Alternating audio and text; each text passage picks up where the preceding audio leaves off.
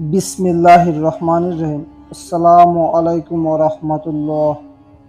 আজকে আমরা জানতে চলেছি মানুষ কতটা নির্বোধ হয়। কেননা আমাদের হয়তো টাকা পয়সা রয়েছে, কিন্তু একজন মানুষ হিসাবে আরেকজন মানুষকে সাহায্য সহযোগিতা করতে হয় সেটা আমরা ভুলে গেছি। যদি মহান আল্লাহ তাআলা আমাদের সাথে এমনটা করতেন তাহলে কেমন হতো একটু ভাবুন তো। যেই ঘটনাটি আপনি জানতে চলেছেন, আশা করি মানুষ হিসাবে আমাদের প্রতি খোদার অশেষ রহমত বুঝতে পারবেন। এক যুবক নতুন বিয়ে করলো, ভালোই কাটছিল তাদের দিনগুলো। একদিন তার স্ত্রী খুব ভালো খাবার রান্না করলো। স্বামী স্ত্রী যখন খেতে বসলো, এমন সময় এক ভিক্ষুক হাজির হলো। ভিক্ষুকটি খুব ক্ষুধার্ত ছিল এবং সে কিছু খাবার চাইল। স্বামী খুব রাগ হইলেন এবং ভিক্ষুকটিকে অকথ্য ভাষায় গালমন্দ ও অপমান করে তাড়িয়ে দিল। অসহায় ভিক্ষুক মনে অনেক কষ্ট নিয়ে চলে গেল। কিছুদিন পর স্বামী স্ত্রীর মাঝে ঝগড়া হলো।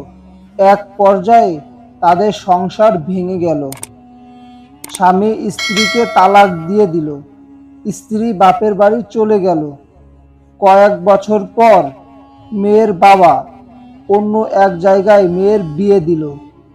নতুন স্বামীর সাথে শুরু হলো তার নতুন জীবন।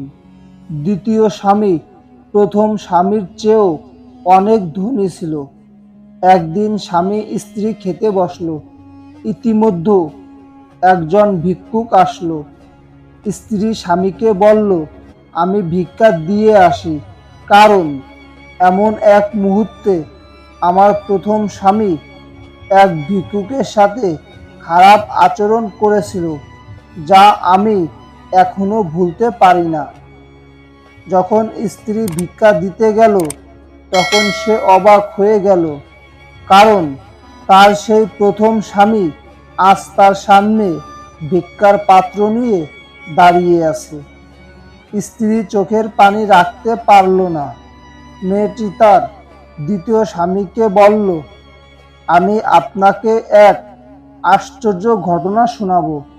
তারপর মেয়েটি তার প্রথম স্বামীর সাথে ঘটে যাওয়া ঘটনাটি বলল। তখন দ্বিতীয় স্বামী চোখের পানি ছেড়ে দিয়ে বলল, আমি তোমাকে এর চাইতেও আশ্চর্য ঘটনা শোনাবো। তুমি হয়তো শুনে অবাক হবে যে ওই দিনের সেই অসহায় ভিক্ষুকটি ছিলাম আমি, যিনি আজ তোমার সম্পদশালী স্বামী। শিক্ষা: আল্লাহ মুহূর্তের মধ্যেই গরিবকে ধনী আর ধনীকে ফকির বানিয়ে দিতে পারেন।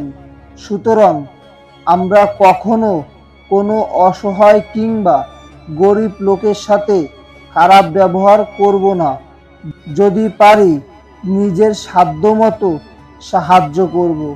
কোনোভাবেই তাদের সাথে ধমকের সুরে কটু কথা বলবো না।